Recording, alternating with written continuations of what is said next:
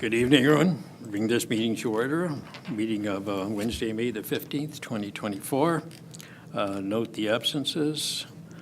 First item, go to a moment of reflection and respect.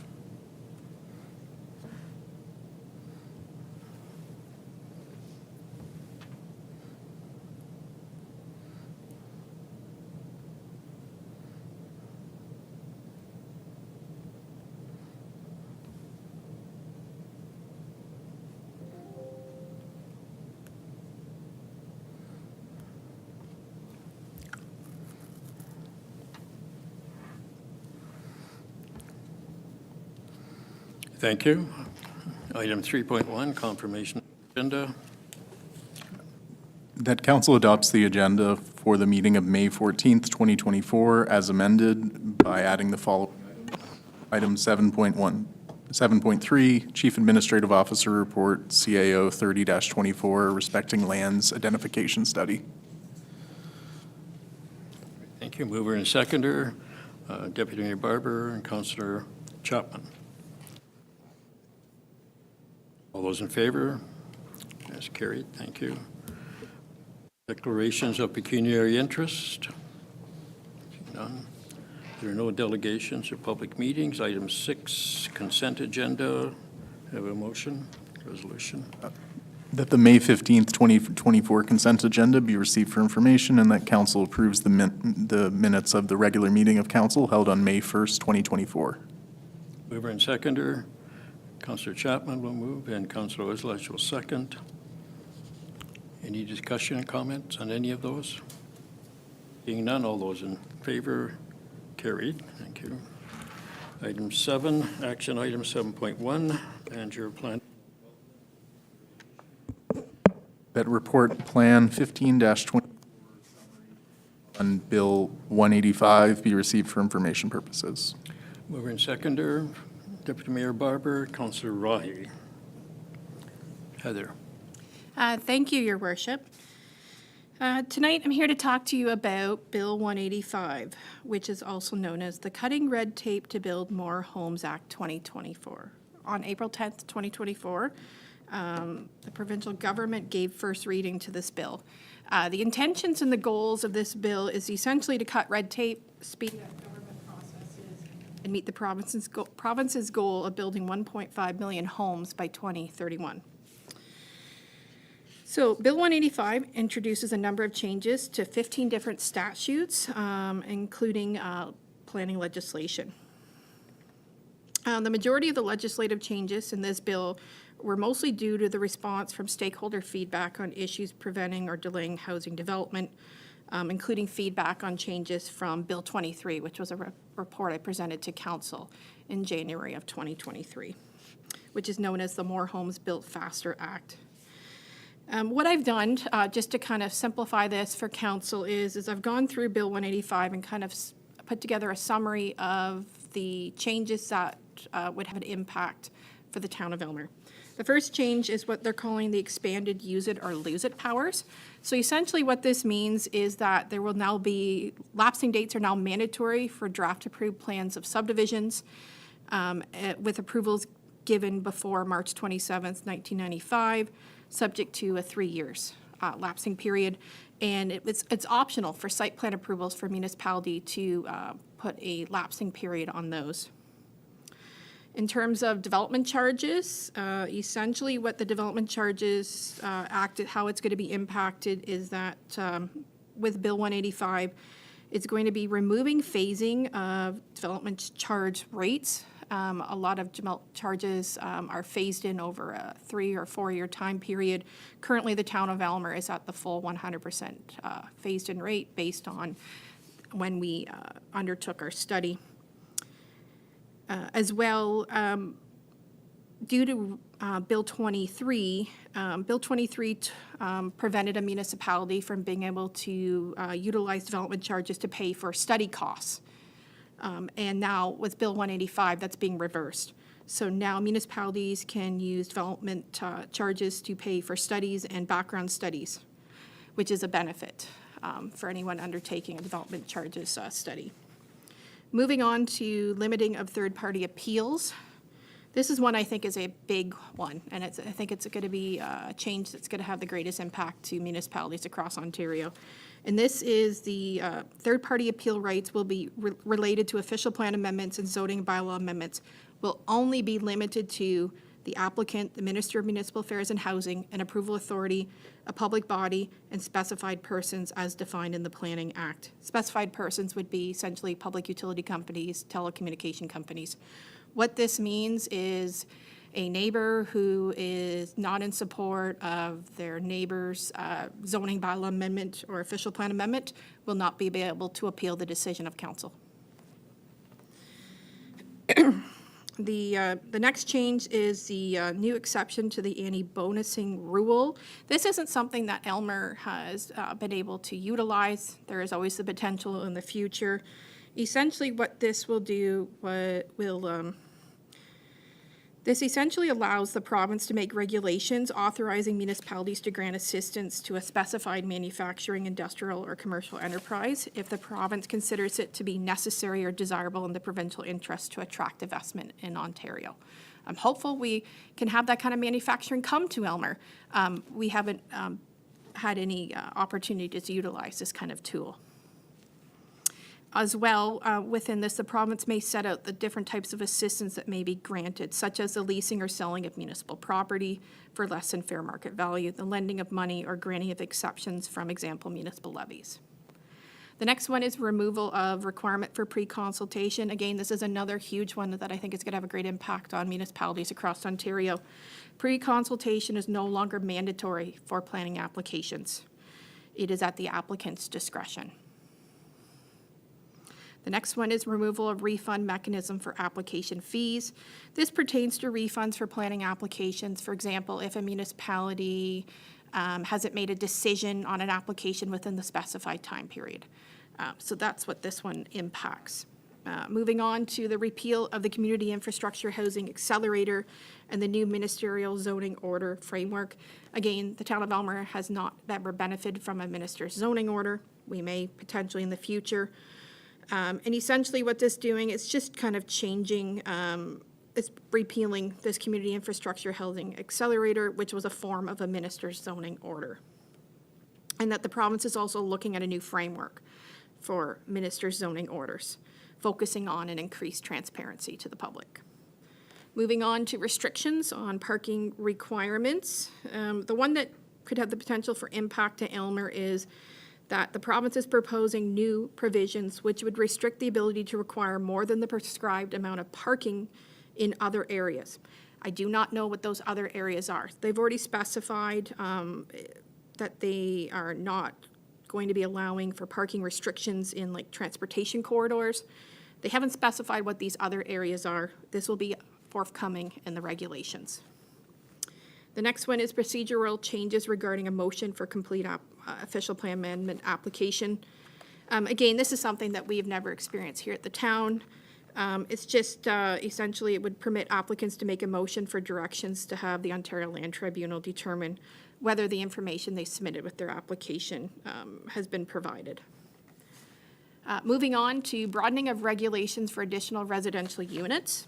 This is another one that I'm curious to know how this will impact Elmer. And again, we're waiting on regulations on this one.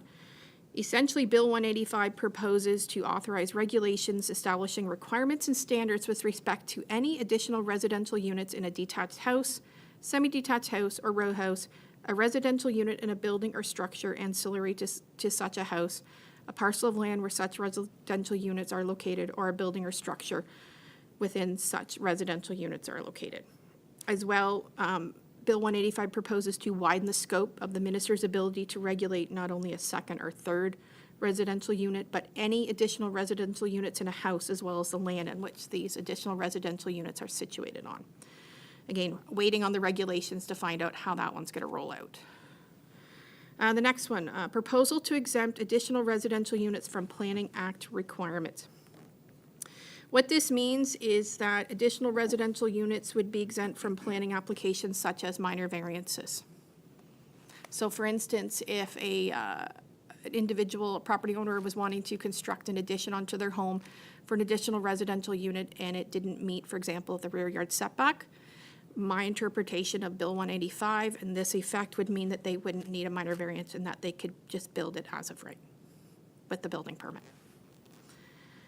Moving on to proposal to exempt community service facilities from Planning Act requirements. What this means is that they would, community service facilities such as public schools and long-term care facilities would be exempt from the Planning Act requirements.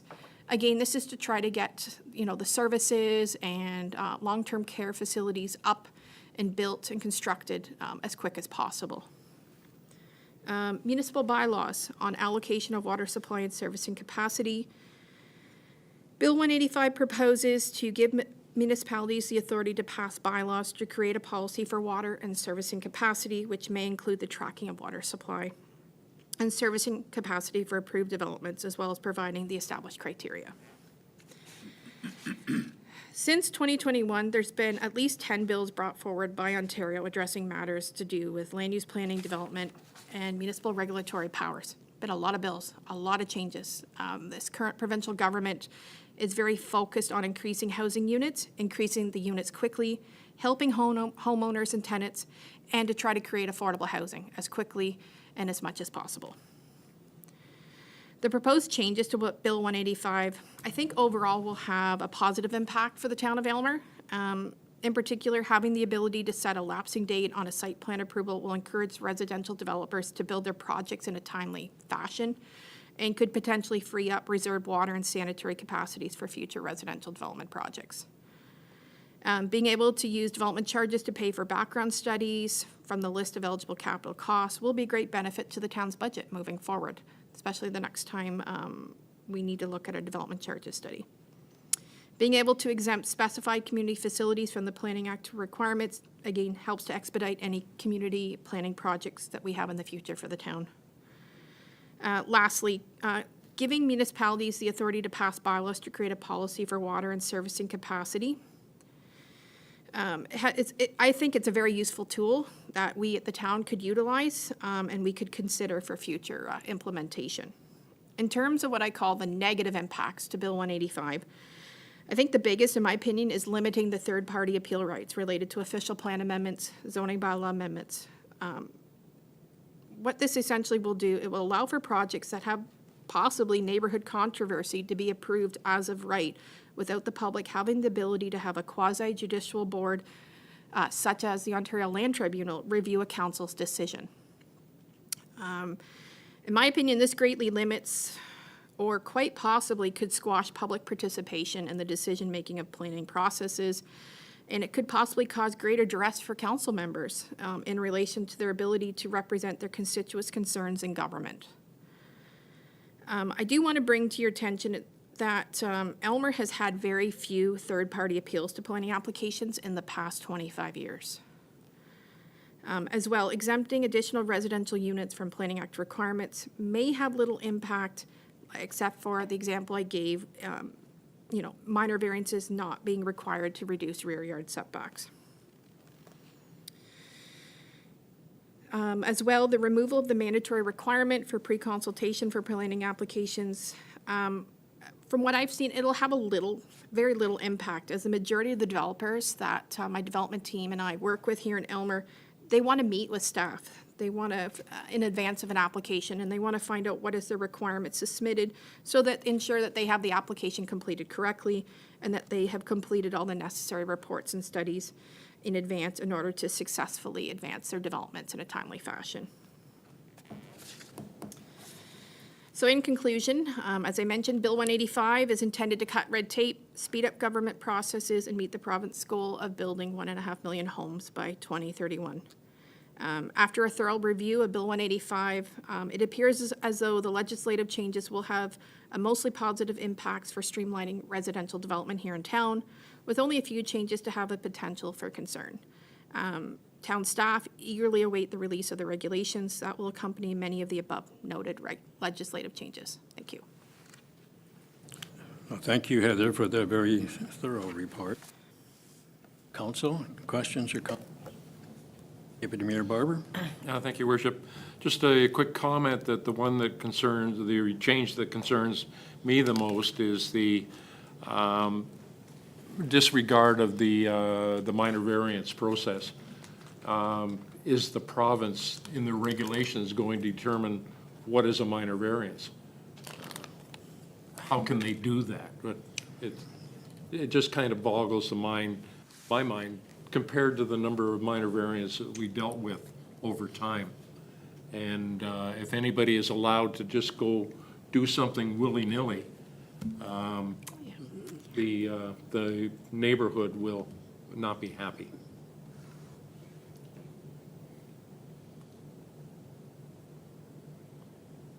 Anyone else? That certainly is a concern of mine as well, when you look at this, you know, thinking of all the possibilities my neighbor could do. At any rate, any other questions? No, thank you. Okay. Heather? Your worship, if I may just speak to that further. As I mentioned in my report, the province is intending on rolling out regulations. I have a suspicion that by removing the abilities, you know, not requiring Planning Act applications for additional residential units, I have a suspicion the province will, through the regulations, perhaps maybe put in some kind of alternative in terms of setbacks, is my suspicion. To be hoped. Okay, seeing no other comments or questions, all those in favor? Carried, thank you. 7.2, Manager Planning and Development, summary of draft provincial planning statement with resolution. That report Plan 16-24, summary of draft provincial planning statement 2024, be received for information purposes.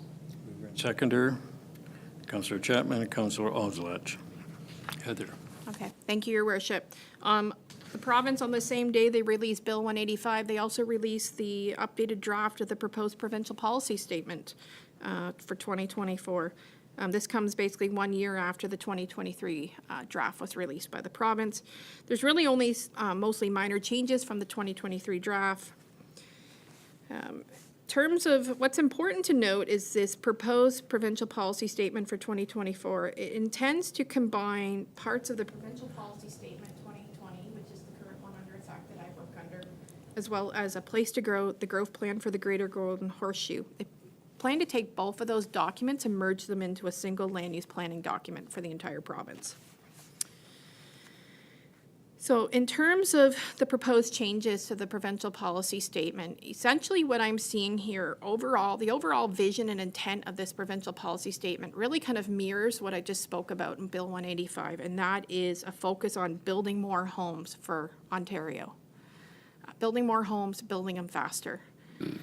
So in particular, kind of the sections that I've broken it down into, planning for people and homes, essentially what's important out of this section is that this essentially speaks to population employment growth forecasts, and that there's new policies that municipalities may be able to continue to forecast growth using population and employment forecasts previously issued by the province. As well, at the time of creating a new official plan, a municipality now has the ability to review if they have sufficient land available to accommodate an appropriate range and mix of land uses that meets a time horizon of at least 20 years and not more than 30 years. As well, within this draft, there's also a draft policy that would provide that planning for the infrastructure, public service facilities, strategic growth areas and employment areas may extend beyond the time horizon, such as 30 years, which is a benefit, in my opinion, to municipalities. Moving on to housing, basically it speaks to in the housing section, it basically says that grants the planning authorities the ability to establish and implement minimum targets for the provision of housing that is affordable to low and moderate income households. And as well to allow municipalities to permit and facilitate the development and redevelopment of underutilized commercial and institutional sites for residential development. Moving on to strategic growth areas. Essentially, out of this section within the PPS, it speaks to encouraging planning authorities to identify growth areas through their official plan. And in particular, for strategic growth areas, the policies state that municipalities need to have a focus on achieving complete communities, create a range of mix of housing, intensification and mixed-use development. Moving on to employment, this is a huge section that's been overhauled in the proposed PPS. Within the employment section, it speaks to encouraging intensification of employment uses that are compatible with compact mixed-use development in a community. Also speaks to permitting the mixing of compatible light industrial uses with sensitive uses such as residential and institutional. As well, it speaks to maintaining land use compatibility between sensitive land uses and employment areas. It's kind of opening up the door a little bit more for allowing what we'd call these kind of light industrial uses to be in close proximity to sensitive land uses. And as well, there's some important policies regarding if municipalities wish to remove employment lands. They don't have to undertake as rigorous of a comprehensive review as what is required within the PPS 2020. Moving on to land use compatibility, again, kind of similar to the employment areas, it's basically allowing municipalities to establish sensitive land uses in the vicinity of existing or planned industrial, manufacturing, or other major facilities that are vulnerable to encroachment. Moving on to sewage, water, wastewater. The proposed policy grants the ability to have opportunities to allocate and reallocate, if necessary, unused system capacity of municipal water services and municipal sewage services to meet current and projected needs for an increased housing supply. You're probably already kind of hearing from what I'm saying what the message is: increase the housing supply is what the province is passing onward to municipalities in Ontario. Moving on to natural hazards, they're just, the PPS, the province is requesting for planning authorities to collaborate with conservation authorities where they exist to identify hazardous lands and hazardous sites. In terms of human-made hazards, in the new PPS, the policy regarding trying to utilize excess soil on-site and local reuse, that policy is being removed.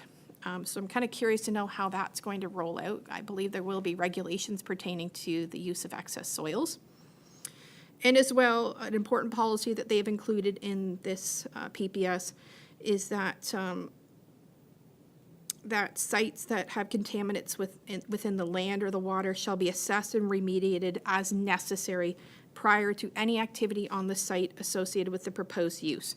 This is a new policy and kind of a new direction that the province is recognizing, again, trying to get these, what we call these brownfield sites, remediated for reuse for other uses. Moving on to implementation and interpretation. Within the proposed policy for this section, it requires planning authorities to keep their zoning bylaws and official plans up to date with the draft statement by establishing permitted uses, minimum densities, heights, and other development standards to accommodate growth and development. This is a new policy. The province hasn't always been quite this vocal. Usually they specify within the Planning Act a municipality needs to review their official plans and zoning bylaws within specified time periods. Now the province is putting it within the provincial policy statement. So moving on to analysis.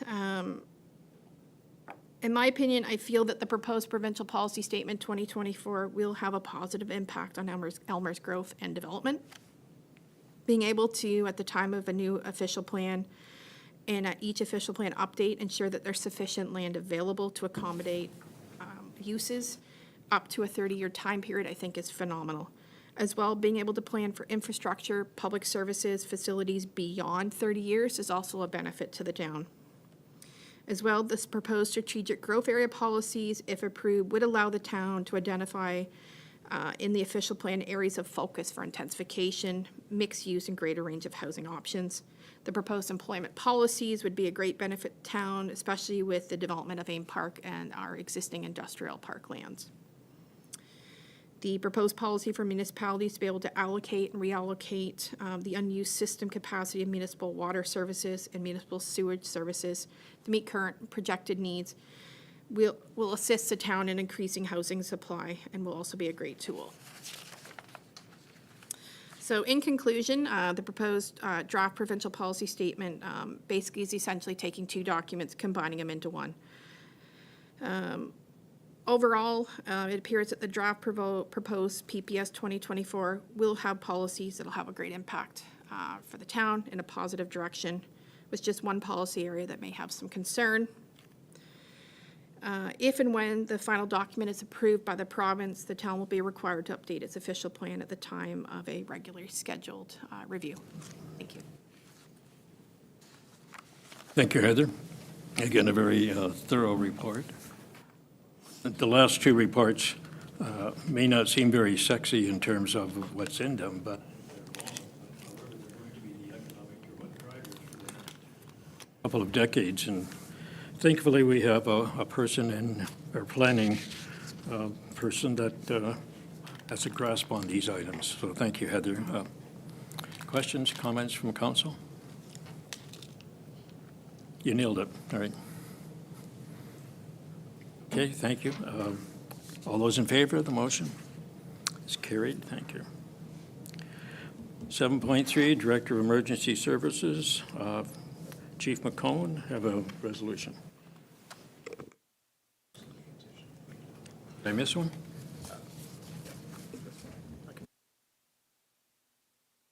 So respecting the item, Chief Administrative Officer Report CAO 30-24 Lands Identification Study. That report CAO 30-24 respecting lands identification study be received as information, and that Elmer Council provide an exemption to the procurement policy to allow for single source of the lands identification study, and that Elmer Council award the lands identification study to Stan Tech Consulting Limited in the amount of $48,000 plus tax to be funded out of the established project budget. Mover and seconder. Deputy Barber and Councillor Chapman. So who's doing the report? Mr. Mayor.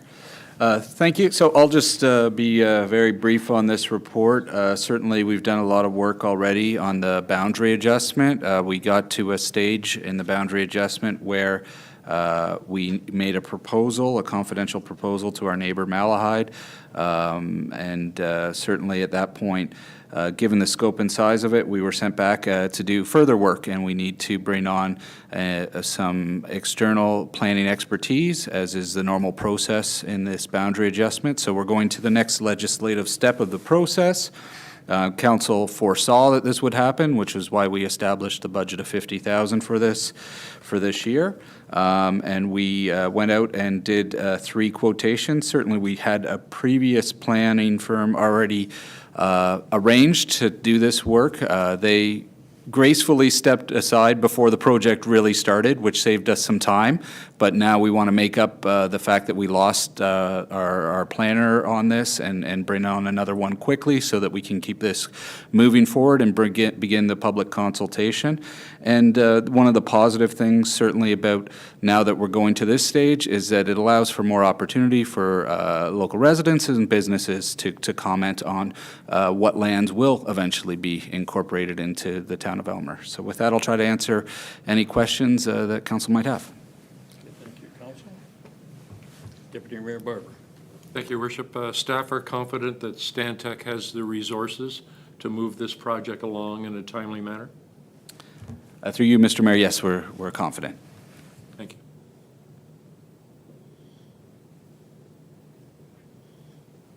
Any other discussion? Okay, seeing none. All those in favor? That's carried. Thank you. So now we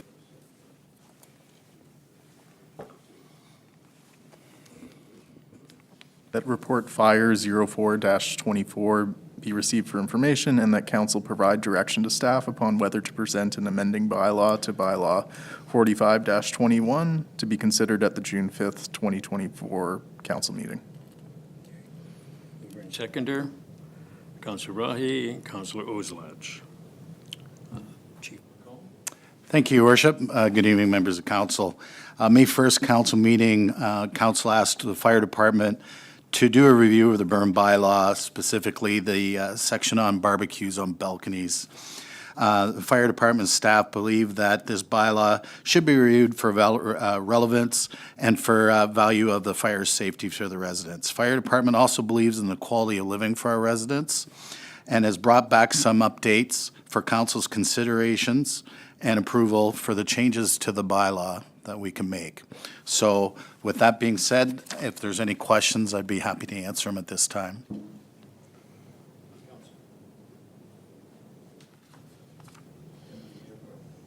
Thank you, Your Worship. The burning bylaw over the years has bode the town well, keeping the residents safe, and the bylaw has been tweaked on occasion to adjust for changing times and conditions. This may be an appropriate time to consider another change in the respect of allowing the use of barbecues in high-density residential situations where buildings meet a particular high standard of construction quality. The structures that are identified are concrete slabs built much like the way that you would assemble Legos. If you didn't see the buildings being constructed, there's one going up in St. Thomas at the present time, directly across from Wendy's. They're concrete slabs that are interlocked, and it's obviously of non-combustible construction. In addition to that, the buildings in question are fully sprinkled. They have a alarm system that is monitored by the fire department. And they also have the provision for notifying people that are hearing impaired by the use of strobe lights on the interior. Just for interest's sake, a two-bedroom apartment has 12 sprinkler heads within the unit, which is huge. Roughly 2 per room or 2 per living area. What the revision would allow is for the residents under strict controls to very simply enjoy the pleasure of being able to barbecue a meal at their residence. Some of the liability, according to the document, reverts to the building owner that must give certain permissions. But these arguably are the most safely constructed, or buildings of safe construction anywhere within the town. We're not talking about wood frame construction. This is non-combustible construction, and with all the other parameters involved. The chief has done an excellent job of outlining the requirements, and they are reasonable, and that's the big point. Keeping the people safe, but being reasonable at the same time. Thank you. Thank you for that comment, Deputy Mayor. Anyone else? Seeing none, I'll call the question. All those in favor? It's carried. Thank you. So, Mr. Mayor, does council have a direction? I think the motion was whether or not you wish us to present an amending bylaw on June 5th.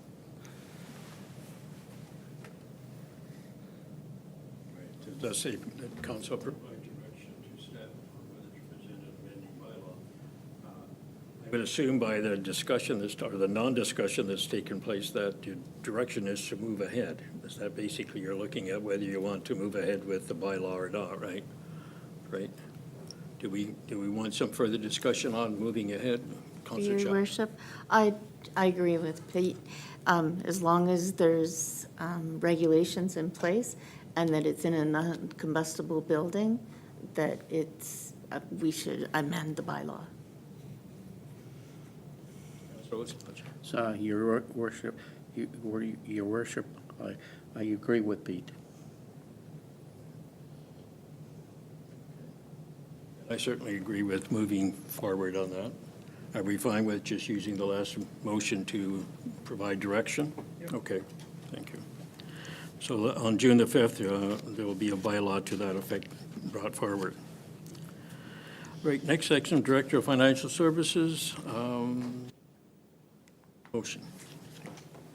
That report, Finance 12-24, entitled Financial Services and HR Initiatives, be received for information.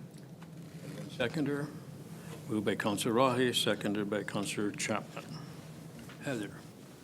Thank you, Mr. Mayor. Through you and to members of council, the report you have in front of you this evening is to highlight some of the initiatives happening in finance and HR with the help of legislative services.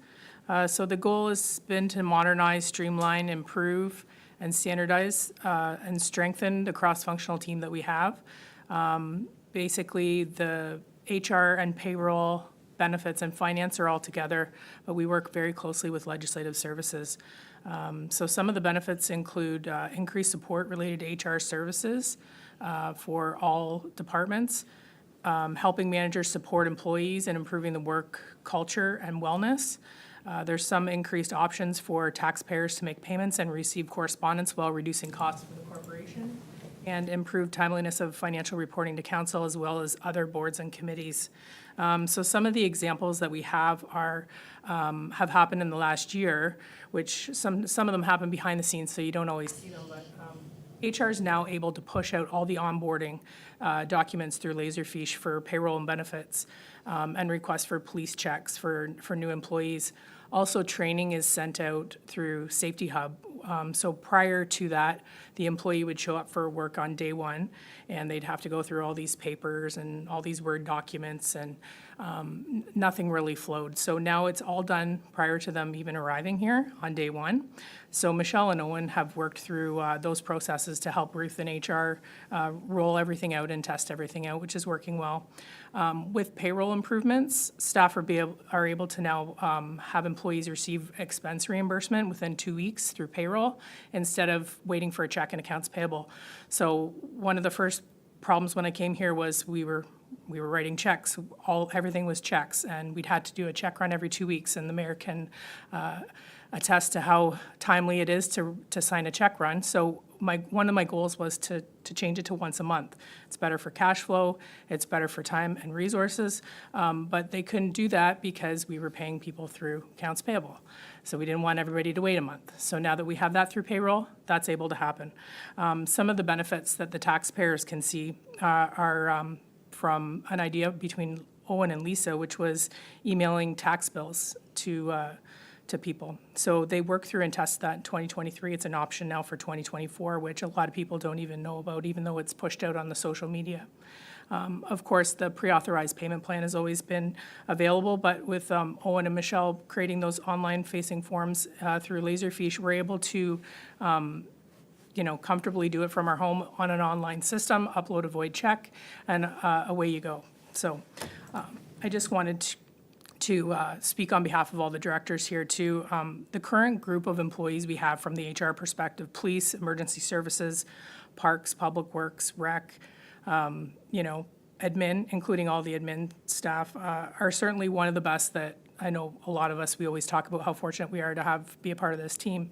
But I wanted to thank council for their support because of the organizational improvements that we've made from recommendations that you trusted staff in order to make them, supporting the headcount additions, the restructuring of certain positions that have occurred in the past year. That's why we're able to be successful. So kudos to this council. That's all I had. Thank you very much, Heather. Thank you for the update. Deputy Mayor Barber.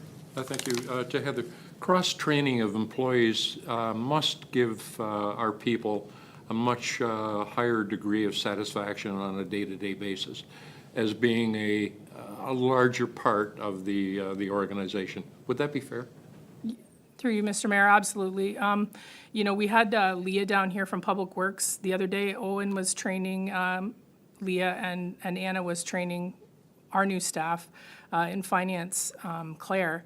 And it doesn't matter who answers the phone. Owen's trying to push the fact that whoever answers the phone, they should get the standard, they should know the standard answers to the questions that people are going to ask, where to find the information, how to find it on the website. So it helps with vacation time too and coverage with that. So if people at the front are on vacation, we can pull in the Public Works Coordinator who could still do their work, but also answer the door and the phone. So it avoids staff from, being denied vacation requests because we have such a small team to say, sorry, you can't have the day off because, we're short-staffed at the front desk. So all those changes and all that cross-functional training that's happening also helps with employee wellness on that regard, but also empowers the employees to say, if they're walking in the park and they see something that they want to improve, they don't feel, intimidated to come up with that request and go to Rob's team and say, hey, I noticed something that maybe we could do. Is this possible?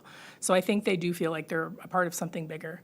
And the silos, I believe, have been shattered in this organization, which was a goal from the entire management team from day one when we walked in this building. So it doesn't matter which team we're on, police, fire, like I said, everybody's working together and they're working well with this council, so. Councillor Chapman. Through you, Your Worship. I just want to say that it's evident that this is happening, and it's kudos to all of you for doing what you do. It wouldn't happen without your dedication and commitment to making a team, and it really feels like a team. So thank you. Certainly would add my thank you to that. On many occasions, I commented on the corporate culture of the town of Aylmer, and certainly a large part of that is due to the people behind the plans for wellness. Wellness isn't just a matter of professional approach, but also a matter of recreational and togetherness kind of culture that has been maintained. So thank you. Any other comments? Councillor Oslach. Just one comment. This feels like a family. Anyone else? Okay, thank you. Call for a vote on the motion. All those in favor? It's carried. Thank you.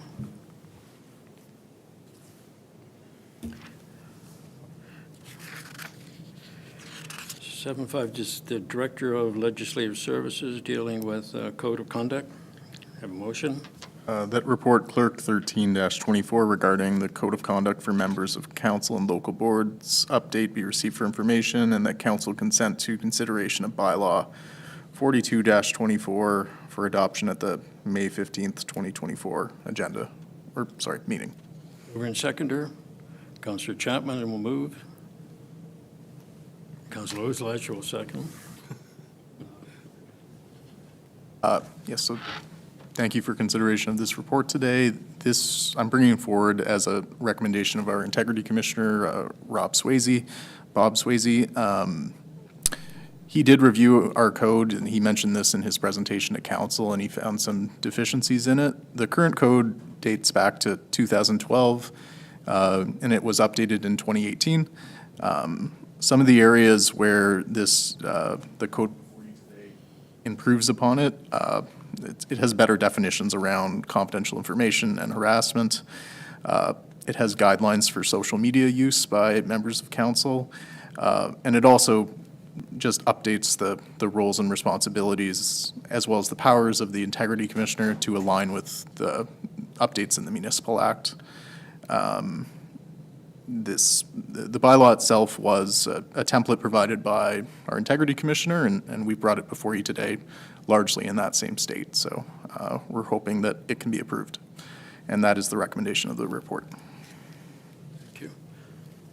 Council? Seeing no comments, all those in favor? It's carried. Thank you. 7.6. Delegation of authority bylaw. Yes, that report, Clerk 14-24, be received as information, and that council give consideration to bylaw 43-24, being a bylaw to authorize the delegation of administrative tasks to staff. Mover and seconder, Councillor Oslach and Councillor Rahi.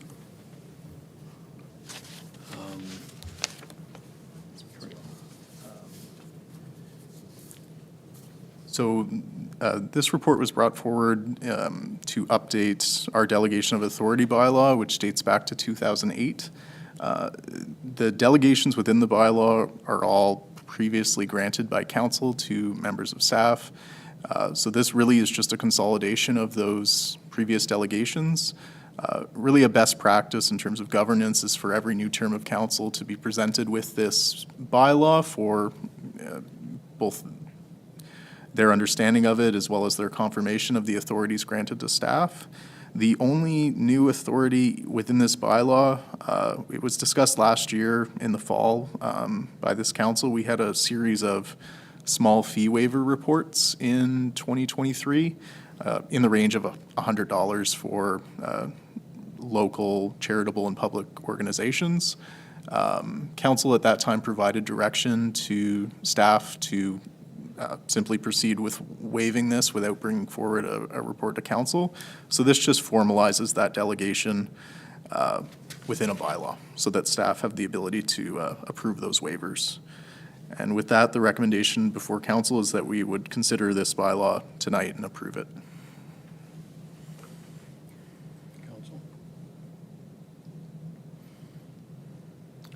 Very well, seeing nobody. All those in favor? Carried, thank you. Next item is the of Legislative Services dealing with voting representative for Earth. Yes. That report, Clerk 15-24, entitled Earth AGM Voting Representative and Attendance List be received as information, and that council designates blank as the town representative for the purpose of casting a vote at the 2024 Earth AGM, and that council directs staff to take the necessary follow-up actions to communicate representation and attendance related to information provided by the corporate secretary prior to May 17th, 2024. Okay, mover and seconder, put this on the floor. Deputy Mayor Barber and Councilor Rahi. I would, is there any comment to make on this? No. I would recommend that we appoint Councilor Chapman as the voting representative. So I'd welcome a motion to, do we need a motion or we just, it's part of this motion, so we just add the name? Yeah. So, any discussion on this? Are you willing to accept being the voting delegation? Yes. Any others? All right. Seeing none, then we will add Councilor Chapman to the blank. And all those in favor? Is carried. Thank you. Is there any new business and matters of urgency? Reading of bylaws and proceedings thereon. That council gives 3 readings to and approves bylaw 39-24, being a bylaw to authorize the signing of an agreement between the town of Elmer and Jason Inspection and Consulting Services for coding inspection services. Bylaw 40-24 being a bylaw to adopt the delegation of authority policy. Bylaw 41-24 being a bylaw to confirm the proceedings of council at the regular meeting held on May 1st, 2024, and bylaw 42-24 being a bylaw to establish a code of conduct for members of councils and local boards. A mover and seconder from the bylaw, Councilor Chapman and Deputy Mayor Barber. Any comments on any of these bylaws? Seeing none, all those in favor? Carried. Item 10, inquiries by members. Seeing none, 11, statement and committee reports. Councilor Rahi. Thanks, Mr. Mayor. I just have a comment, I guess, about farmers and roads and how busy it is on the roads, and I would just like to make a statement of everyone being patient, taking their time. We don't want to be on the roads. Patience has been lost with people over the last couple of years on the roads, and everybody just wants to make it home. So when you see a farmer on the road or anybody on the road, give them room, give them some extra time. we don't want to be in your way, but unfortunately, we have to be. So that's it. Thank you. Thank you very much. That's a great comment, because I've been behind tractors and others on the road, and yes, there's a lot of impatience out there, so be careful out there. It's really, this is a farming community, and, you know, despite the fact we don't have any farms in Elmer, but all roads lead to Elmer, so be careful out there. Thank you. Anyone else? Report of the mayor, it's a couple of items. I was pleased to be at the Police Service Board Zone 6 meeting last Wednesday, I've forgotten. A great turnout by police service boards across this southwest region, and Elmer did itself proud, I think, in hosting the event. I'd like to mention the latest installment of to the list of the mayor's thank you. There have been, this time it's 2 people who have been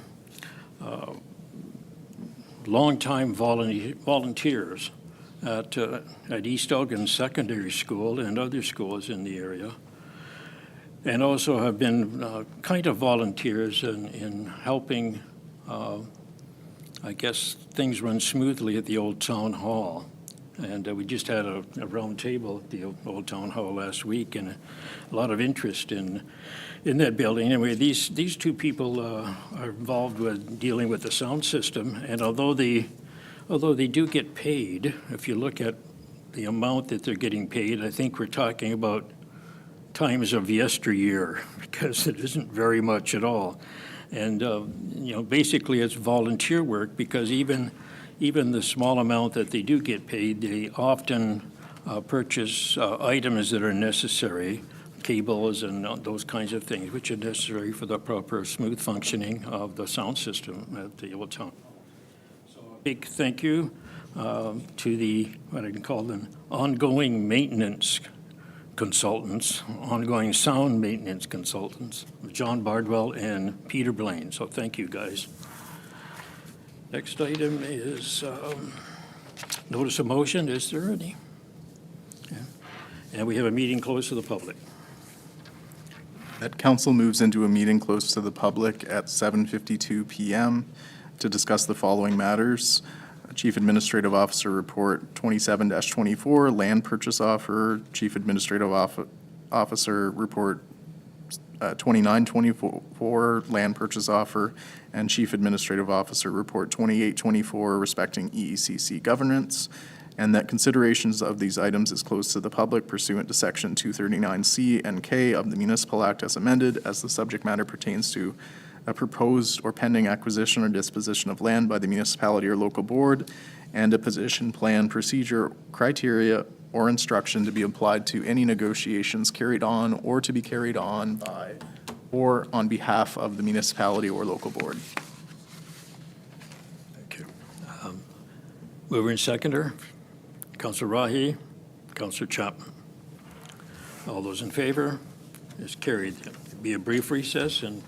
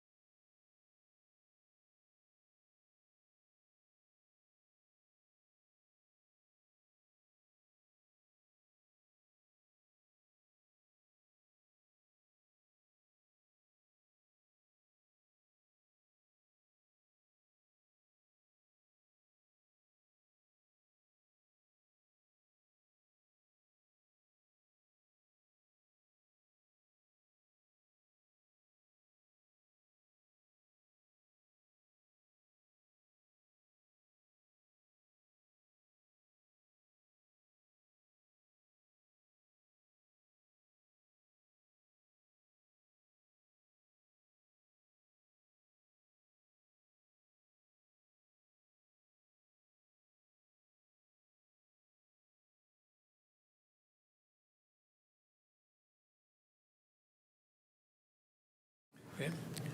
Welcome back, everyone. We have a resolution from closed. That council rise from meeting closed to the public at 8:08 PM and reports the following. The council received for information and provided direction to the chief administrative officer regarding the following reports. Chief administrative officer report,